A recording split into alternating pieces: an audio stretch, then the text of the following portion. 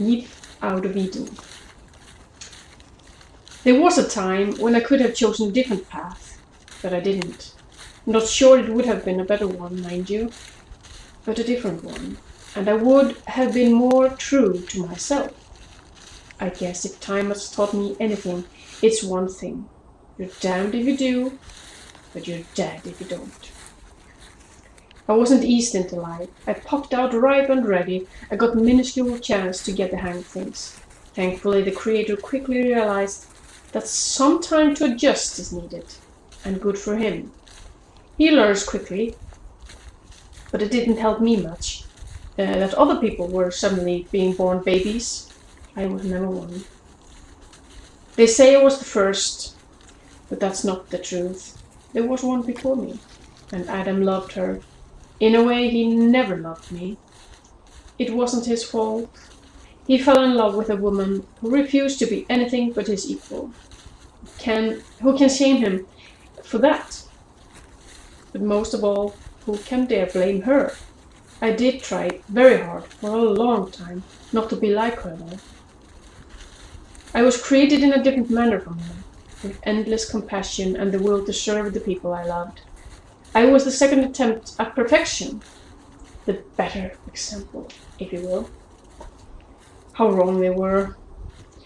But I was the second wife. I had a home so beautiful you can't even imagine. I had everything I needed, and a good man by my side. It's what if he loved another and secretly wondered what would have happened? If he had just given in to her and let her have her way. Second thoughts are the killers, right? My story would have ended there if it hadn't been for him and his need to be number one. I met the love of my life underneath an orange tree. You might know him as the serpent. He has so many names, but the story has become twisted with time, as tends to happen. It's never been my place to correct the stories written long ago, and to be honest, I've never felt the need, but enough is enough. And let the first correction be that he may not have been a mere man, the creature I met underneath a tree, but he was no worm, no snake. I resent the implication. He was the most beautiful creature I ever laid my eyes upon. I've never seen anything like him before or after. I was in a fix. I fell rapidly in love with someone that wasn't my husband, and the deeper I fell, the more I came to resent the man I slept next to. It's a vicious cycle, but how can a man of clay compare to an angel? When we first kissed, Lucifer and I, it was magic. I couldn't understand what someone like him would see in someone like me. It was incomprehensible. To say that he seduced me is to shift the blame. I was to blame too. He was gorgeous, and I loved his thirst for knowledge and the way he asked questions that made me think of who I was and what I wanted to become. Adam frowned upon any questions asked. As you may have guessed, he was not a bright man, at least not back then. What can you expect from a man made of dust? A man who was expected to be a leader from the day he was born. But his lack of curiosity annoyed me more and more as the days went by.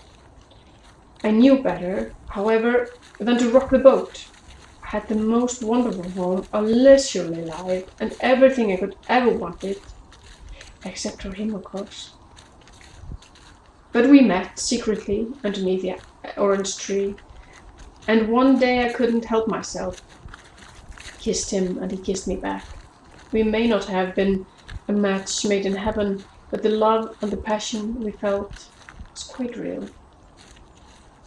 When my first son was born, I was in no doubt about who his father was. He was wonderfully beautiful as his father, and I wanted to share my happiness with him. But Adam was in seventh heaven, and trotted around priding himself of the offspring we'd finally managed to beget. I had started to wonder if his clay loins were fertile at all. But then came Eygló, And Abel, like Cain, had his father's eyes. They were not the same eyes. I loved my sons equally. I never wanted anything bad to happen to either of them, but I guess it was inevitable. When my sin came out in the open, I was forlorn. It was Adam who discovered me underneath the tree with Lucifer. His eyes widened in quiet horror. He was afraid of Lucifer, and so he didn't do anything there, but stared at me, and then he left. So we were cast out of Eden. We were no longer allowed the comfort of heaven, of the haven. We were sent outside, where the land was barren, and we were told that hard work would cure our decadence. It wasn't Adam's fault, though I don't know exactly what went on between him and his God at that moment.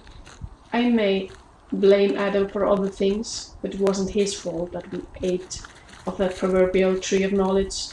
He tried his very best to keep away, but he was still to be blamed for not keeping a wakeful eye, they said. Adam was angry, but he was tall in his resilience and in his forgiveness, and he never betrayed the origins of his sons, although I suspect he knew very well where each of them came from.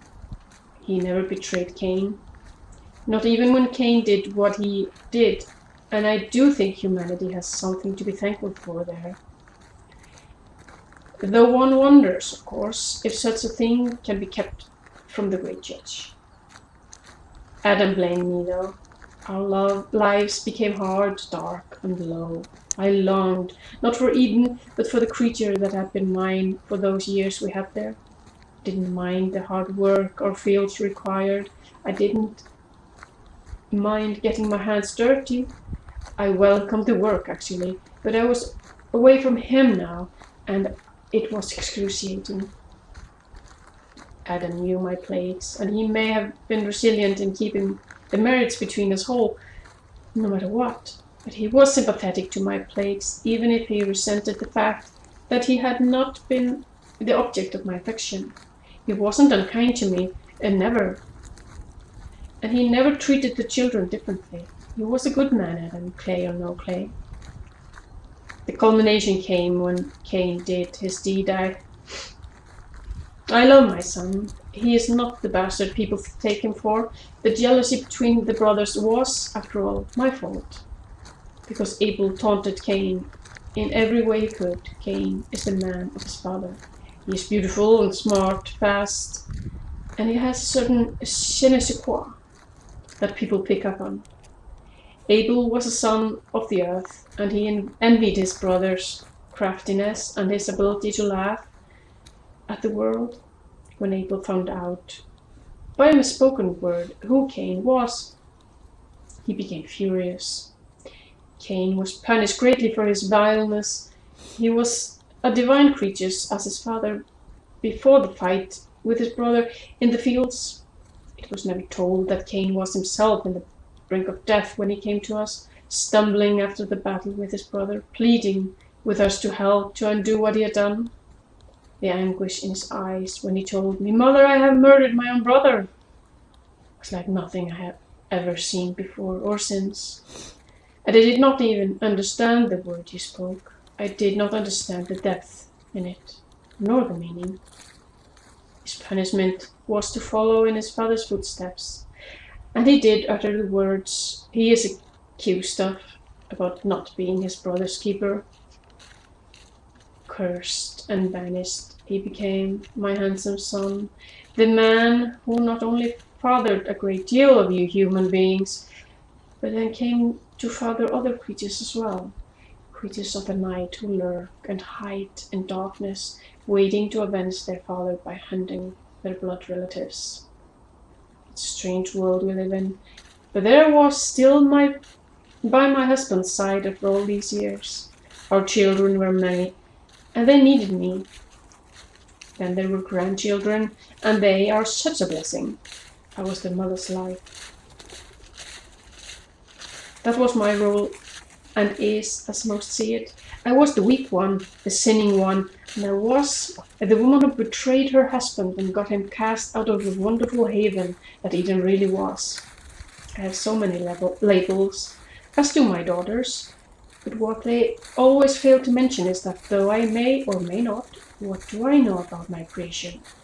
Be created from Adam's ribs, I am still created with the profanity of love in my blood, and I did not love Adam, but the fallen one. And our children started dying.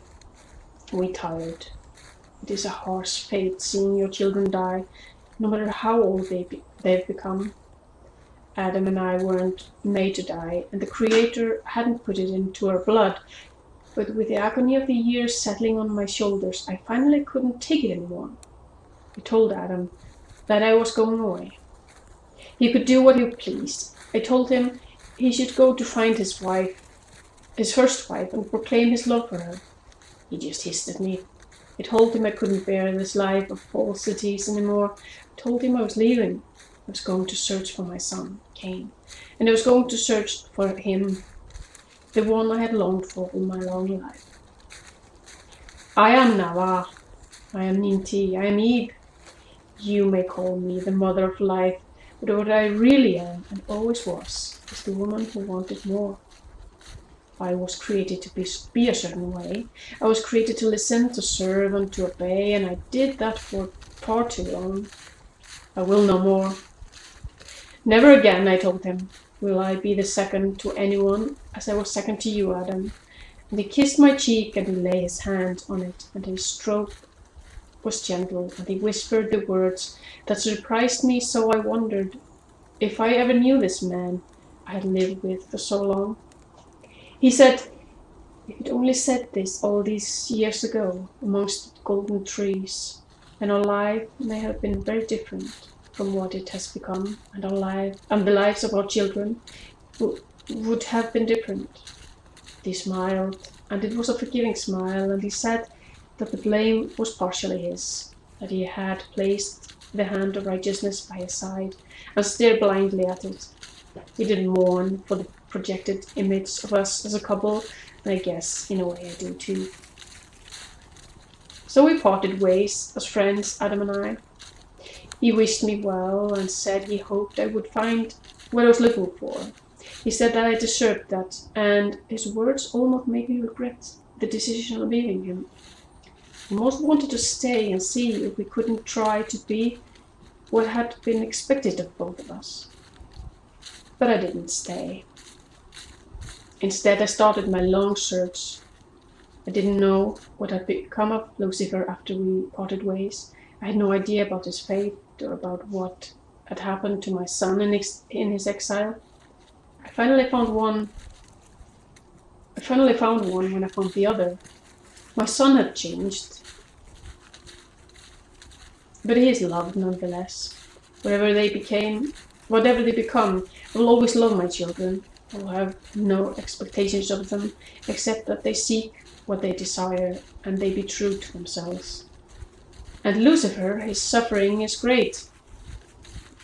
I, who was cast out of Eden, know nothing what it is like to be cast out of heaven.